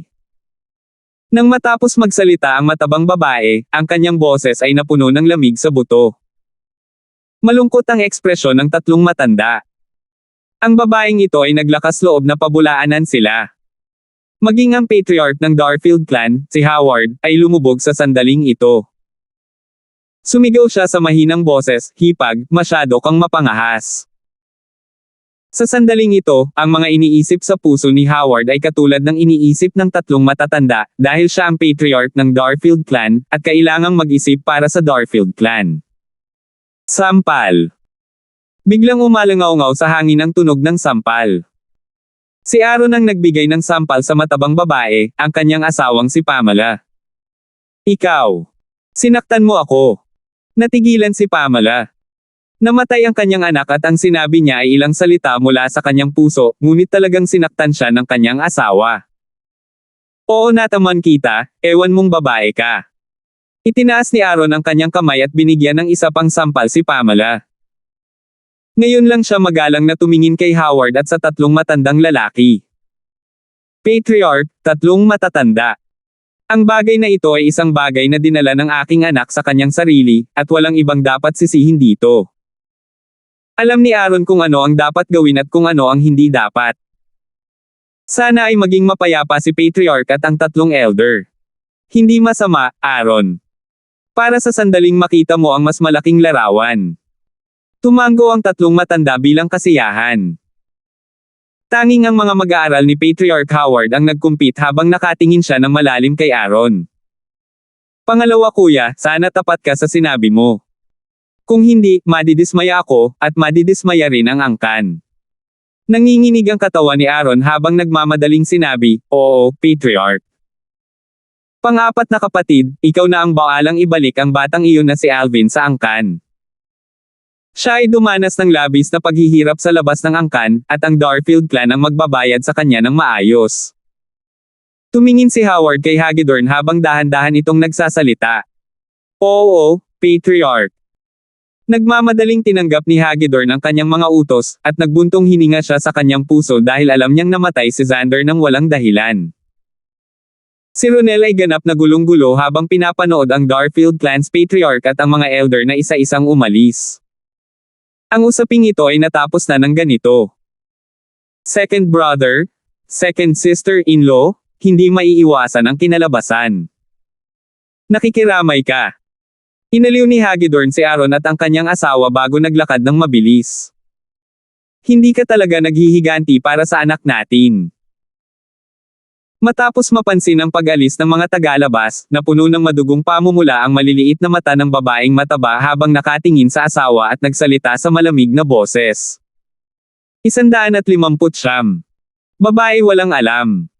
Malamig na winalis ni Aaron ang babaeng may asawa sa kanyang tingin bago sumulyap kay Ronel. Ronel, bumalik ka muna. Tandaan, sa anumang pagkakataon ay hindi mo dapat guluhin ang Alvin na iyon. Oo, Tio. Si Ronel ay may mapait na ekspresyon sa kanyang mukha habang siya ay sumagot at umalis. Aaron, hayaan mong sabihin ko sa iyo na kung hindi ka maghayganti para sa anak natin, babalik ako sa aking angkan ngayon. Ang pares ng maliliit na mata ng matabang babae ay napuno ng makapigil hiningang lamig habang malamig itong magsalita. Bagamat ang kanyang angkan ay mas mababa sa Darfield clan, sa ganang kanya, ito ay higit pa sa sapat upang patayin si Alvin. Sa tingin mo ba anak mo lang si Shing? Ang puot sa loob ng puso ko ay hindi mas mahina kaysa sa iyo. Nakita mo ang ugali ng patriarch at ng tatlong matatanda. Kung ako ay matatamaan ng puot sa loob ko, naiisip ko kung paano susubukan ng angkan ang lahat ng paraan para bawiin ang autoridad ko para protektahan si Alvin. Malamig ang boses ni Aaron at nagpakita ng matinding lamig sa loob. Sinaktan kita kanina dahil naglalagay ako ng palabas sa harap ng patriarch at ng tatlong matanda para ibaba nila ang kanilang pagbabantay sa akin. Saka ko lang sila mapapanatag. Sa ganitong paraan, magkakaroon ako ng pagkakataong lihim na makahanap ng paraan para patayin ang munting bastard na iyon. Nang marinig ang sinabi nito ay nagningning ang mga mata ng matabang babae, at naglabas ng hiya ang mukha nito. Pinalaya ni Raymond ang aking dantian noong araw na iyon at naging dahilan ng kamatayan ko ang buhay ko. Ngayong pinatay na ng kanyang anak ang sa akin, mga lumang account at bagong pinagsama-sama, dapat kong sunugin ang mga buto ni Alvin at ikalat ang kanyang abo. Ang boses ni Aaron ay may halong nakakagulat na lamig ng pinakamataas na antas. Mula tanghali, ang Paladin Academy ay abala sa aktibidad at ingay sa buong Hapon dahil kumalat ang balita ng buhay at kamatayan ngayon sa buong akademya. Si Alvin, ang anak ng dating walang katulad na henyo ng Darfield clan, si Raymond, ay nagpakita ng lakas sa ika-9 na antas ng core formation stage sa edad na 18 lamang at nilipol si Xander ng parehong angkan. Si Alvin, isang grade 1 student, ay madaling nakatay ng isang grade 4 na student. Naalarma ang lahat ng Paladin Academy. Ang balita ay dahan-daang kumalat mula sa Paladin Academy, kaya malamang na hindi masyadong matagal bago ang lahat sa loob ng buong panloob na lungsod ng Imperial City, at maging ang panlabas na lungsod ng Imperial City, ay narinig ang nakakagulat na balitang ito. Ang isa pang walang katulad na henyo ay lumitaw sa loob ng Darfield clan. Gayunpaman, si Alvin, na siyang pangunahing partido sa balita, ay kasalukuyang tamad na nakahiga sa isang malaking puno sa sulok ng martial arts practice ground. Singkit ang kanyang mga mata habang ninanamnam ang sikat ng araw na dumaan sa mga dahon at tumatama sa kanyang katawan. Sina Ray at Algen ay tinatalakay ang martial daw at nakikipag-sparring sa iba sa hindi kalayuan. Ang ilan sa mga grade 1 na estudyante na nasa Star Mastermind Department kasama si Alvin ay paminsan-minsan ay sumulyap sa kanya gamit ang mga mata na naglalabas ng bakas ng takot. Bagamat naramdaman nilang hindi simple ang kabataang ito, hindi nila inaasahan na magiging ganito kabangges ang kabataang ito. Isa pa, nakakaloka ang pagkakakilanlan niya. Guru Sima. Biglang dumating ang isang middle-aged na lalaki na nakasuot ng silk headdress at may hawak na feather fan sa kanto kung nasaan ang mga grade 1 Star Mastermind Department students, at magalang na yumuko ang grupo ng mga estudyante. Guru. Nag-react lang si Alvin nang mapansin niyang nauna sa kanya si Charlie. Whoosh! Nanginig ang binti ni Charlie at isang banayad na puwersa ang bumangon sa kanya bago bumaba sa puno sa tabi ni Alvin. Bahagyang yumanig ang puno bago huminto. Nagningning ang tingin ni Alvin nang makita niya ito. Ito ay isang bagay na hindi kayang gawin ng ordinaryong tao, at halatang pambihira ang lakas ng gurong ito sa grade 1 Star Mastermind Department. Bukod dito, napansin ni Alvin na ang aura ni Charlie ay nakalaan, kaya kahit siya ay hindi makita sa tinatayang antas kung saan ang cultivation ni Charlie ay umaasa sa karanasan at mabigat na spiritual force ng Rebirth Martial Emperor. Bakit mo sinabing hindi ka miyembro ng Darfield Clan noong isang araw? Si Charlie ay tumingin ng malalim kay Alvin. Halatang narinig niya ang bagay na naganap noong tanghali. Nalaman ko lang ang aking pinanggalingan 2 taon na ang nakararaan.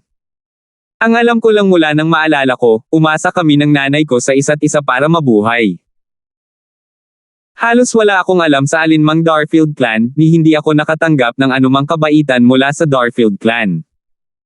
Ni minsan ay hindi ko itinuring ang aking sarili na miyembro ng Darfield Clan. Hindi noon, hindi ngayon, at hindi sa hinaharap. Bahagyang ngumiti si Alvin. So, totoo ang sinabi ko. Umiling si Charlie. Ang dugo ng Darfield Clan ay dumadaloy sa loob mo pagkatapos ng lahat. So ano? Hindi ito kinumpirma o itinanggi ni Alvin. Hindi ko mababago ang aking kapanganakan, ngunit ang aking hinaharap na landas ay kontrolado ng sarili kong 2 kamay, at walang sino man ang makakapigil sa akin. Guro, iniisip ko kung anong relasyon ang mayroon ka sa Darfield Clan para talagang maging isang sugo para sa kanila. Nang matapos siyang magsalita, matalim na sinulyapan ni Alvin si Charlie. Ang kanyang titig na puno ng karunungan ay tiyak na hindi dapat taglayin ng isang kabataan. Anak, isa kang tuso na maliit na Zorro. Hindi nagalit si Charlie nang makita siya ni Alvin. Wala akong anumang relasyon sa Darfield Clan. Gayunpaman, ang pang-4 na master ng Darfield Clan, si Hagedorn, ay isang mabuting kaibigan ko, at tiyak na nandito ako sa ngalan niya. Ang pang-4 na master ng Darfield Clan. Nanlaki ang mga mata ni Alvin. Hindi niya maiwasang maalala ang araw na iyon sa Fresh Breeze Town nang makilala niya ang nasa katanghaliang gulang na lalaki na may pambihirang tindig na hiniling sa kanya ng kanyang ina na tawagan siyang ika-4 na tiyo. Siya si Hagedorn. Pagkaraan ng ilang sandali, bumalik si Alvin sa kanyang katinoan, pagkatapos ay tumingin siya kay Charlie. Guro, mangyaring magpadala ng mensahe kay Hagedorn para sa akin, ako, si Alvin, ay hindi na miyembro ng Darfield Clan mula noong umalis ako sa Darfield Clan kasama ang aking ina. Bahagyang naantig si Charlie. Alvin, ang bagay na ito ay maaaring maliit o malaking insidente, kaya kailangan mong pag-isipang mabuti ang mga bagay-bagay. Teacher, nag-aalala ka na ang Darfield Clan ay ituloy ang usapin ni Xander sa sandaling tumanggi ako. Natatawang tanong ni Alvin. Ang buhay at kamatayan na labanan sa pagitan mo at ni Xander ay ginanap pagkatapos ng pagpapatunay ng isang buhay at kamatayan na kontrata, kaya ang Darfield Clan ay walang dahilan para manghimasok. Gayunpaman, ang iyong desisyon ay walang alinlangan na maglalagay sa iyo sa panganib. Ang ama ni Xander, ang pangalawang master ng Darfield Clan, si Aaron, ay hindi simpleng figure. Kung babalik ka sa Darfield Clan, ito ay magiging katulad ng Darfield Clan, ito ay magiging katulad ng Darfield Clan. Maglakas loob na kumilos ng padalos-dalos. Si Charlie ay nagsalita ng may kumpiyansa at dumiretso sa puso ng bagay. Salamat sa iyong pag-aalala, guro, ngunit nagawa ko na ang aking desisyon.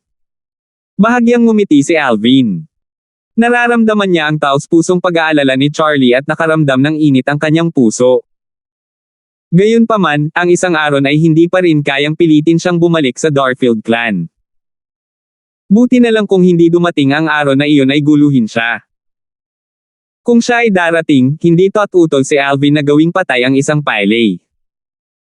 Habang nag-iisip siya hanggang sa puntong ito, isang bakas ng nakakatakot na malamig na liwanag ang kumislap sa mga mata ni Alvin. Dahil nakapagdesisyon ka na, hindi na ako magsasabi pa. Tumango si Charlie.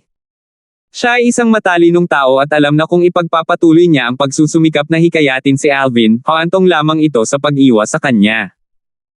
Hindi nagtagal, parang may naisip siya, binago ni Charlie ang paksa.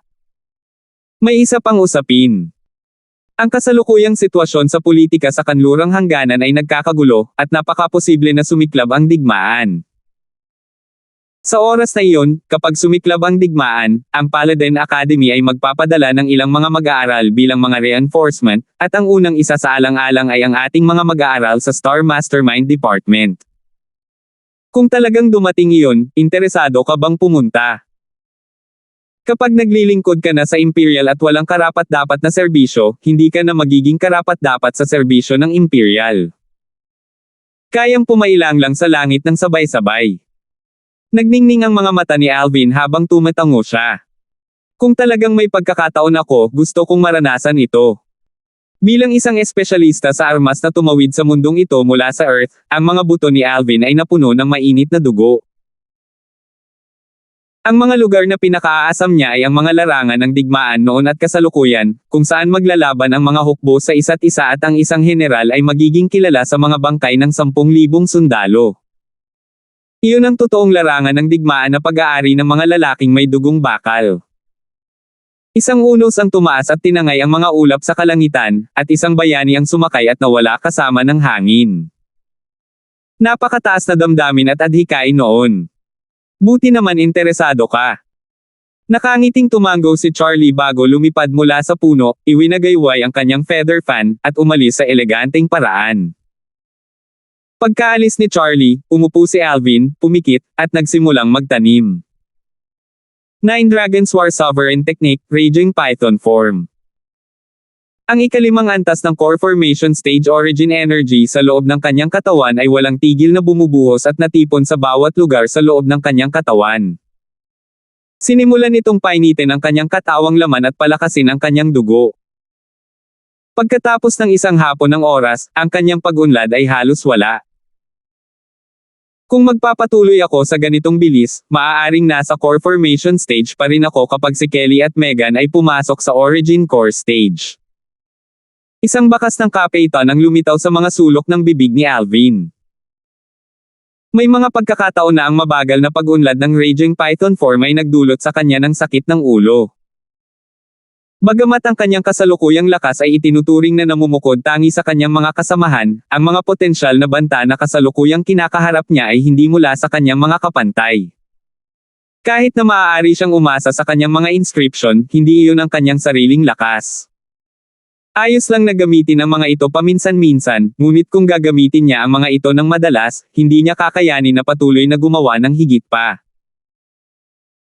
Bagaman maaari kong pinuhin ang Dragon Blood Pill na nasa mga alaala ng Rebirth Martial Emperor, at ang iba pang mga materyales ay ordinaryo lamang, saan ako kukuha ng pangunahing materyal, dugo ng dragon. Si Alvin ay labis na nadismaya. Ayon sa mga alaala ng Rebirth Martial Emperor, kung magkakaroon siya ng Dragon Blood Pills para tulungan siya habang nililinang niya ang Raging Python form, magbibigay ito sa kanya ng yield na doble ang resulta sa kalahati ng pagsisikap. Kapag nakainom na siya ng Dragon Blood Pill, ang lakas ng panggamot nito ay agad na makakatulong sa kanya sa pagkumpleto ng tempering ng kanyang fleshly body sa bawat antas.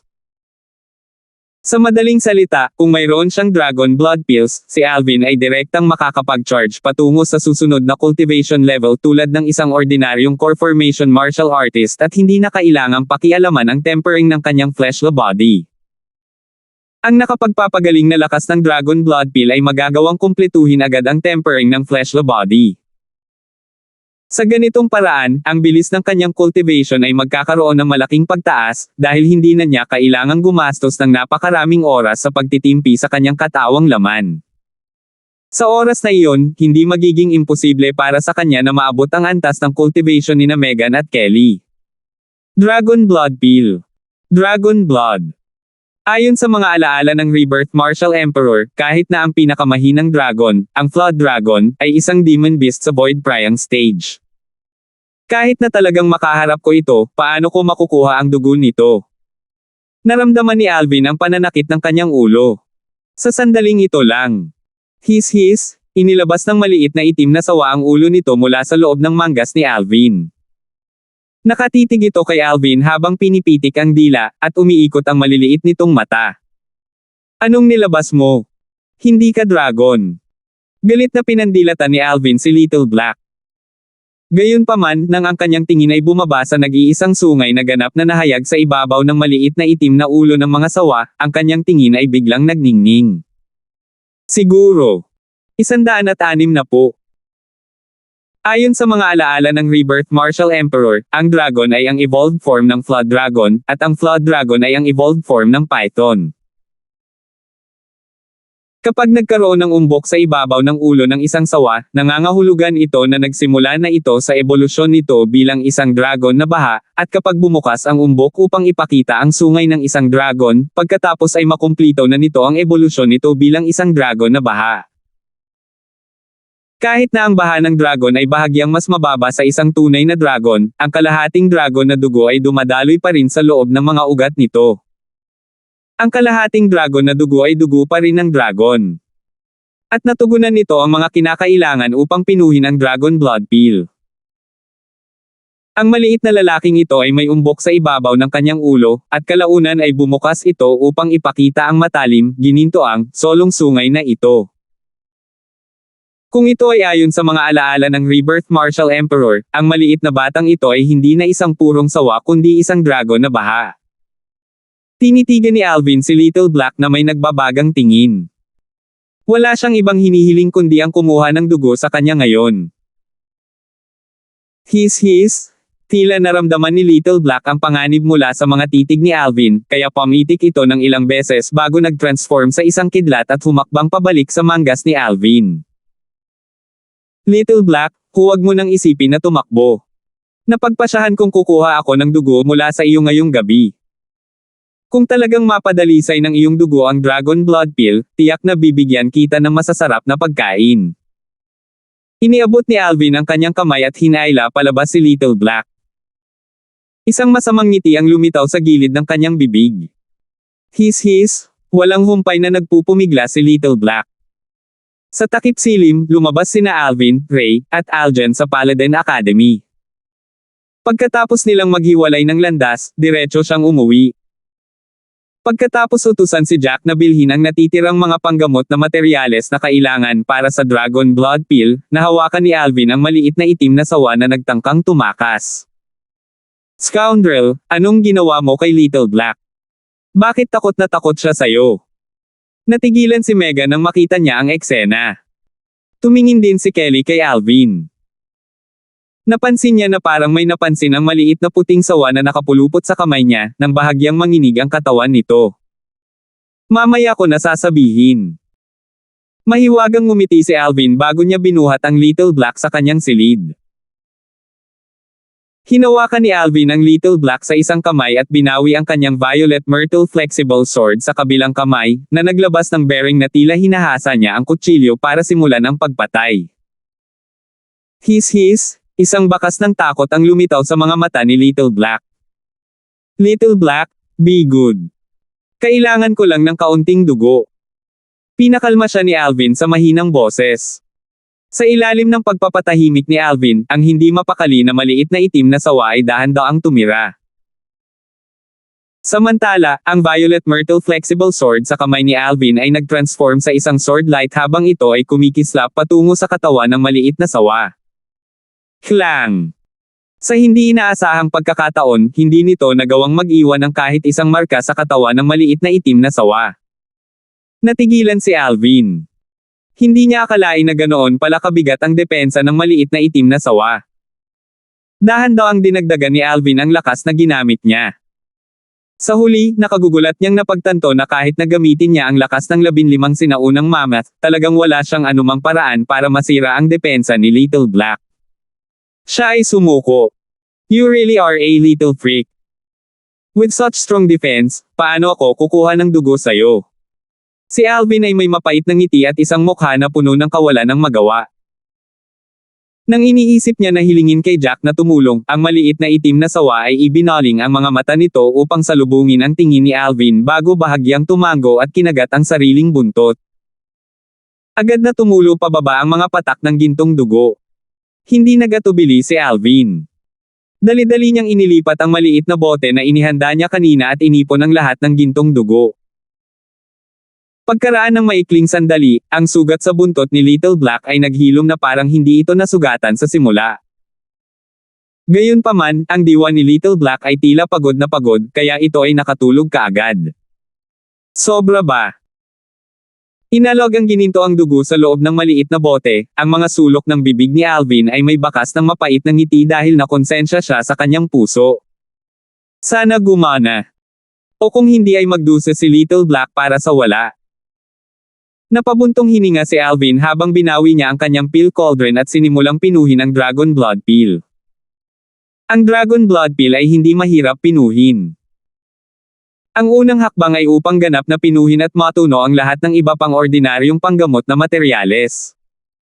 Ang hakbang na ito ay nangangailangan lamang ng 1 oras. Pagkatapos ng 1 oras, huminga ng malalim si Alvin. Habang kumikinang ang kanyang mga mata sa pananibik, binawi niya ang isang patak ng gininto ang dugo mula sa maliit na bote at itinuro iyon sa kaldero. Si Alvin ay nanood ng buong konsentrasyon. Bang! Biglang, isang malakas na tunog ang umalangaw-ngaw mula sa loob ng kaldero, at nagsimula itong manginig. Malungkot ang mukha ni Alvin habang iniunat niya ang kanyang kamay para aipin ang kaldero. Ang kaldero ay nanginginig ng walang tigil sa loob ng isang buong 10 minuto o higit pa bago tuluyang huminto. Anong nangyayari? Bahagyang nabalisa si Alvin. Kahit siya ay hindi alam kung matagumpay na napino ang Dragon Blood Pill. Whoosh! Isang mahinang tunog ng isang bagay na sumisipol sa hangin ang umalangaw-ngaw sa kanyang mga tainga. Kumislap ang kamay ni Alvin upang direktang kunin ang tabletang panggamot na lumipad palabas ng kaldero. Binuksan niya ang kamay niya para tignan. Ito ay isang medicinal pill na kumikislap na may gininto ang kinang, at maging ang hitsura nito ay hindi pangkaraniwan. Ito ang Dragon Blood Pill. Huminga ng malalim si Alvin bago ibinuka ang kanyang bibig at inubos ang Dragon Blood Pill. Sa pagpasok nito sa kanyang katawan, napansin ni Alvin ang Dragon Blood Pill na nahati sa 2 uri ng mga epektong panggamot. Ang isa sa mga epekto ay nagtago sa loob ng kanyang dantian, at ang isa ay naglabas ng origin energy sa loob ng kanyang dantian at ipinasok ito sa bawat bahagi ng kanyang katawan. Nang mawala ang medicinal strength, malinaw niyang naramdaman na ang kanyang body tempering para sa ika-5 antas ng core formation stage ay natapos na. Bahagya niyang ikinuyom ang kanyang kamao. Whoosh! 14 na sinaunang mammoth na silhouette na pinalapot sa anyo sa itaas ng Alvin. Kung ikukumpara sa dati, nagkaroon siya ng dagdag na lakas ng isang sinaunang mammoth. It's a success. In the future, I can finally cultivate like a normal core formation martial artist. Yung ibang medicinal effect na pinaghati-hatian ng Dragon Blood Pill, bakit nasa loob pa rin ng dantian ko? Sinuri ni Alvin ang kanyang dantian at napansin na ang nakapagpapagaling na epekto ay tila katulad ng isang bagay na pumasok sa kanyang katawan at mahirap tanggalin. Ang nakapagpapagaling na epekto ay tumigil sa loob ng kanyang dantian at tumanggi na umalis. Walang impormasyon tungkol sa mga ganoong pangyayari sa loob ng mga alaala ng Rebirth Martial Emperor. Dahil kaya sa gininto ang dugo ni Little Black. Hindi ko nararamdaman ito, kaya hahayaan ko na lang. Sumimangot si Alvin saglit bago huminahon, at hindi na ito pinansin. Patuloy na nilinang ni Alvin ang 9 Dragon War Sovereign Technique pagkatapos niyang ipikit ang kanyang mga mata. Naniningil siya patungo sa ika-6 na antas ng core formation stage. Si Alvin, gayunpaman, ay hindi alam na sa sandaling ito, ang balita ng kanyang pinagmulan at ang pagpatay niya kay Xander ay kumalat sa buong Imperial City. Hindi mahalaga kung ito ay ang mga restora ng panloob o panlabas na lungsod, lahat sila ay puno ng mga talakayan tungkol sa kanya. Alvin. Ang boses ni Rosa ay umalangaw-ngaw mula sa labas ng kanyang pinto, na naging dahilan upang magising si Alvin mula sa kanyang paglilinang. Mom, may problema ba? Nagsalita si Alvin habang kumikilos siya para buksan ang pinto. Ang nakita niya ay ang kanyang ina na nakatayo sa harap ng pinto, at ang kanyang napakagandang mukha ay may hindi malinaw na bakas ng galit. Nay, anong meron? Bumilis ang tibok ng puso ni Alvin. Totoo ba ang kumakalat na balita sa labas? Pinatay mo ang anak ng pangalawang tiyuhin mo. Mahina ang boses ni Rosa dahil sinadya niyang pigilan ang kanyang galit. Kung hindi dahil sa kanyang narinig ang usapan ng dalawang alilang babae sa bahay, siya, na hindi umalis ng bahay, ay lubos na walang kamalay-malay sa mga balitang kumalat at nagdulot ng maraming talakayan sa Imperial City. Ang anak ni Raymond ng Darfield clan, si Alvin, ang pumatay sa kapatid niyang clan, si Xander. Oo. Tumango si Alvin dahil wala siyang planong itago ang katotohanan. Bakit? Ang boses ni Rosa ay puno ng galit. Anak yan ng pangalawang tiyuhin mo, kapatid mo ang angkan. Ma, pasok ka na at maupo ka na. Dinala ni Alvin ang kanyang ina sa silid at pinaupo. Noon lang siya dahan-daang nagsabi, Nay, kahit na mas galit ka pa sa bagay na ito, hindi pa rin ako magsisisi. Baka nakalimutan mo na kung paano niya muntik mapatay si Dan noong araw na iyon. Hinarang ni Dan ang hampas ng palad na iyon para sa akin, at kung hindi dahil kay Dan, napatay ako ni Xander noong araw na iyon. Sa pagkakataong ito, kung hindi dahil sa pagnanais niyang patayin ako, hindi niya na-validate ang kontrata ng buhay at kamatayan. Pakiramdam niya ay walang alinlangan siyang mananalo, kaya pumayag siya sa hamon ko sa pakikipaglaban sa buhay at kamatayan. Gusto niya akong patayin. Maaaring hindi ko siya kayang patayin. Matatag at matyaga ang boses ni Alvin. Nagsimulang lumuwag ang ekspresyon ni Rosa nang marinig niya ang sinabi ni Alvin, pagkatapos ay bumantong hininga siya. Kahit na siya ay gumawa ng higit na mali, alang-alang sa iyong ama, bakit hindi niya iligtas ang kanyang buhay? Ang iyong ama ay Pyle ang dantiyan ng kanyang ama noong taong iyon at naging dahilan upang ang kanyang ama ay hindi na muling makondense ang origin energy sa buong buhay niya. Mom, you're very clear on what happened that year. Kung hindi dahil sa pagmamalabos ni Aaron, bakit pa napilayan ng tatay ang kanyang dantiyan? Pagkatapos niyang magsalita, kumislap ang mga mata ni Alvin na may kakilakilabot na lamig. Ano? Malungkot ang mukha ni Rosa. Nagpadala ang Aaron na iyon ng mga tao para patayin ka. Oo. Tumango si Alvin, pagkatapos ay dahan-dahan niyang binanggit ang hidwaan sa pagitan nila ni Ronel, pati na rin ang mga sumusunod na pangyayari. Nay, alam kong nagigilty ka sa halip na ama, ngunit hindi ganoon ang iniisip ni Aaron na iyon. Ang buong pamilya nila ay walang ibang hinangad kundi ang pagpira-piresuhin ako, at ako ang gumawa ng unang hakbang. Never mind. Never mind. Umiling si Rosa at bumantong hininga. Si nanay ang nagkamali sa iyo ngayon. Gayunpaman, dapat kang mag-ingat kahit anong gawin mo sa hinaharap. Bukod pa riyan, hindi naman mahina ang dalawang fiancé mo. Naalala pa rin ni Rosa na pagkatapos mawala ang kanyang asawa, ang mga taong tumutumbok sa kanya ay halos lahat ay pinagbigyan ng asawa ni Aaron na si Pamela. Matapos malaman ang tungkol doon, dahil sa pag-aalala niya na mapahamak ni Pamela si Alvin kaya umalis siya sa Darfield clan. Ma, huwag kang mag-alala. Nakangiting tumango si Alvin. Kailan mo ako nakitang gumawa ng isang bagay na hindi ako tiwala? Iniabot ni Rosa ang kanyang kamay para suklian ang mukha ni Alvin. Ang kanyang malinaw na mga mata ay naglalaman ng isang komplikadong ekspresyon. Mula nang masugitan ka ng husto ni Xavier, napansin ni nanay na malaki ang pinagbago mo. Minsan, naramdaman pa ni nanay na naging hindi ka na pamilyar. Gayunpaman, kahit anong pagbabago mo, palagi kang magiging anak ng ina. Hindi natitinag ang iyong debosyon sa ina. Ipinagmamalaki ni nanay. Sa kalagitnaan ng pagsasalita ni Rosa, ang puso ni Alvin ay bumigat. Pagkatapos lamang magsalita ni Rosa ay nakahinga siya ng maluwag. Nay, kahit kailan, palagi akong magiging anak mo, isang anak na maipagmamalaki mo. Sabi ni Alvin, na may seryosong ekspresyon. Naniniwala si nanay sa iyo. Bahagyang tumango si Rosa at isang taos-pusong ngiti ang lumitaw sa kanyang mukha. Salamat po at sinamahan ninyo ako, ingat lagi mga master.